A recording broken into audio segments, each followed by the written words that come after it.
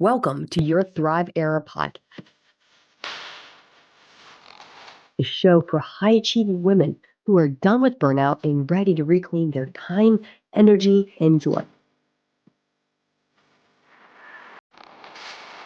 I'm Shannon Logan, mom, wife, coach, and entrepreneur for over a decade. I know what it's like to juggle it all and still feel like it's never enough. But everything changed once I developed my set protocol. The simple yet sustainable way to take back myself, my energy, and my time. If you're ready to break free from burnout and finally thrive, you're in the right place. Let's dive in. Let me ask you, have you ever planned the perfect family vacation only to turn to an absolute chaos before you actually ever leave the driveway? If you have, you know my pain.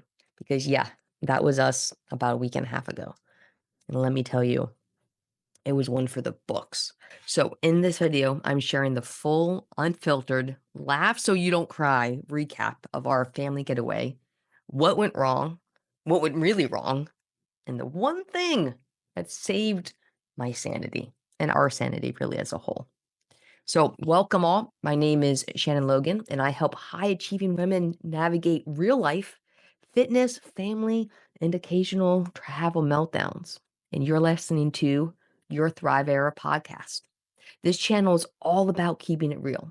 So, if you've ever tried to relax on vacation with kids and ended up needing another vacation to recover, girl, you're in the right place. Today, I'm going to break down how our vacation totally derailed before we even got started. The unexpected travel nightmare that had me questioning like all of my life choices. And then, thankfully, my number one sanity saving hack for family travel. You are going to want to save this one. Trust me. And if you ever had a vacation fail, drop a comment. Let me know what the biggest one was and the biggest lessons you learned. Drop a comment down below. I would love to share some of this with you guys. So let me break it down for you, okay? We had this amazing family planned vacation to the Florida Keys. My in-laws go down every year. We are so grateful that we get to take a week and go down and spend time with them, get away when it's cold, be in the nice warm environment. We got a pool where we stay. We go play pickleball. We have a great time. So again, we had this great plan.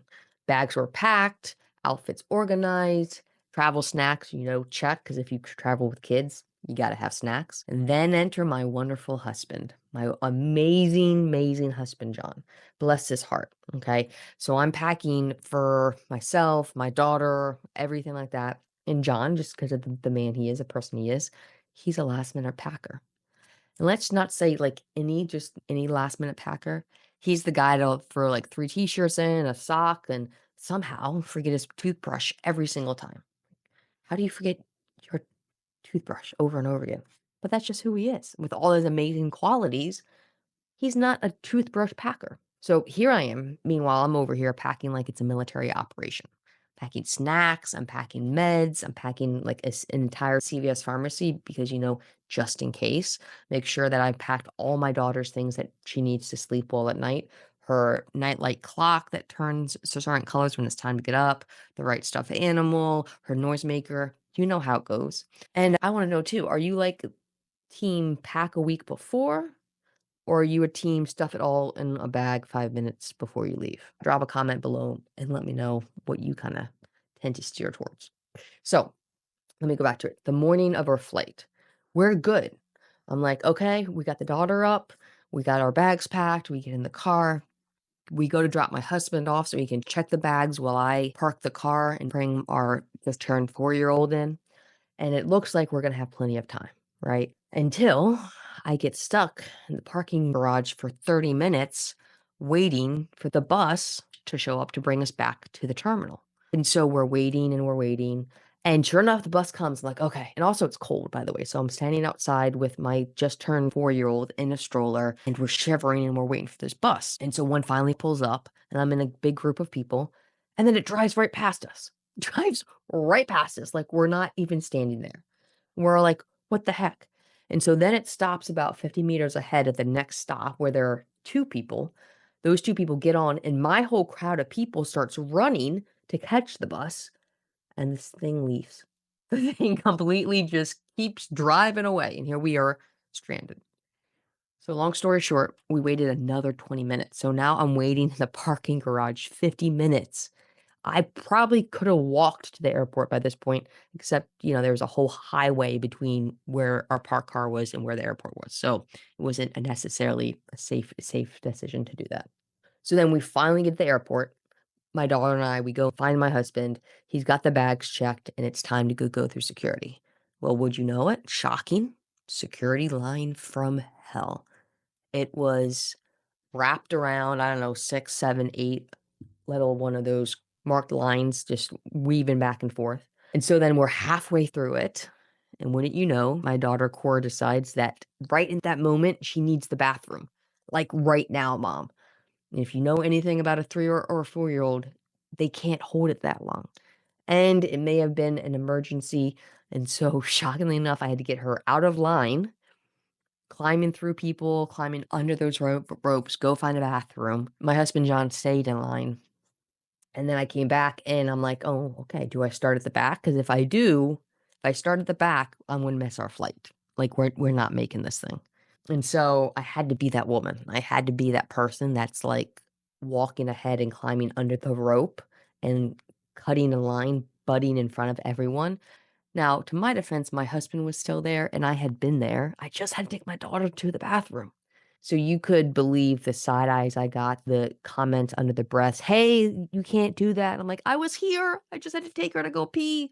We're gonna miss our flight." So, lessons learned.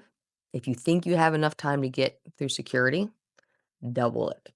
Actually, if you have kids, triple it. All right.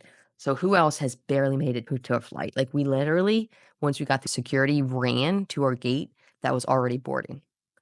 Thankfully, we made the flight. We got on okay. We had, 3 seats right by each other. So that worked out. We finally get on the plane. We survived until mid-flight, we hit a storm. Thunderstorm, just like loud, scary, bumpy. My husband's asleep right beside me because, of course, why not? Like, it's amazing. My daughter's beside me, and she's actually fine because she has her headphones on with Tony's. By the way, if you don't know what a Tony is, Tonies, I highly advise you get one for your kids. It's amazing. It's like their own little storytelling cube. She has these figures that go on top and they do songs, they read books to her, Disney, Pepper Pig, Bluey, there's a whole range. It was amazing both on the flight and on our car ride. So, finally, we get to Florida, we land, we deboard, we get to baggage claim. That was its own thing, it took a long time. Cora's starving, I'm starving. I think I might have had something small, like 6 hours earlier. I think it was less than that. So I'm hangry, which is never a good place to be. I'm also a redhead, so if you're watching this on YouTube, you can tell that I'm a redhead, but if you're just listening, I'm a feisty redhead, and when I get hangry, it's no good. So I go grab her some food, grab me some food, grab John some food, he gets the bags, and then we have to walk to the rental car place. And so I'm waiting in line to get the rental car, and I go to pay for it, finally fill out all the paperwork, and I don't have my credit card. I've lost my credit card that I just had when I bought us all food about 20, 30 minutes ago on the other side of the airport. That's a solid 10 to 15-minute walk. So we're about to start our vacation, and I've lost the credit card 30 minutes ago at one of the food stands. So here I am now. I'm at the car rental place. Thankfully, John had his credit card. I could have done my debit card, of course, but they charge you more of a fee for that. So he's paying with his credit card while I'm getting on to my app to turn mine off because it is God knows where, somewhere in the airport where, thousands of people are walking. And I've lost it at least 20 minutes ago. It might have been 30 at this point. So that's what happens, when you become a mom and a Sherpa. I like to say we're one of the same where we just carry everything. And I had the stroller and I had Cora and I had my backpack and I had her backpack and I got all this food and I put my card in the slot and I took it out. Somewhere along the way, it got lost. So I started the vacation with no credit card. So then we get our car and it's about a 2.5 hour drive from the airport to where we're staying down in the Florida Keys. And we have a nice ride. Cora takes about a 30-minute nap, only about half as long as she typically does, or even like a third as long. But that's all right. We're all excited. We're playing Kokomo by the Beach Boys on the way down, and we're like, yay, we're all on vacation.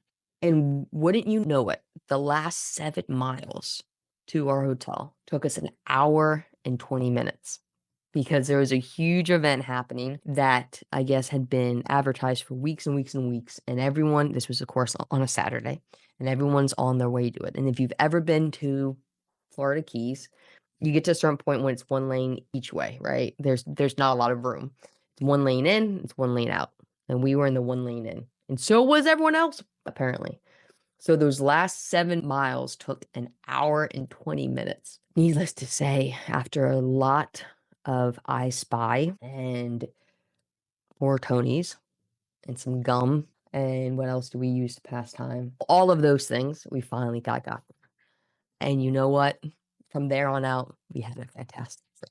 It was really, really enjoyable. We had good weather. We had good family time. I will let you know I've learned as a mom and a wife to set expectations before we go on a trip, before we go on a family vacation, which should really be called a family trip because you're still a parent while you're on a family vacation. And so you still manage a child or more than one, which is not usually the most relaxing experience, but still quite enjoyable at times. So my husband and I have gotten a lot better because we'll have a conversation pre-trip about what each of our expectations are for the trip, what we're both thinking, things we really want to do together, maybe individually or as a family. And so we go into it being on the same page, and that's been a really huge help. And then I still keep my routine because I get up quite early and I get some good work done. And so I still did that most of the time because it was still quiet, peaceful time for me, which was really important because the more I connect with myself, the more I can give to the ones I love. So we ended up having a great trip. Cora got to see iguanas for the first time. She swam in the pool. We did bikes. It was really, really fun. So, long story short, while it was rough getting down there, despite all of this, we actually had an amazing trip. And here's why. I learned the first rule of family travel, you gotta embrace the chaos. You just gotta roll with it. And the more chaos that comes, you should actually laugh because it's like, is this really happening? Sure is. I let go of what the plan had been. I stopped stressing about it being perfect, right? And I just rolled with it. And you know what? It was like one of our best trips ever.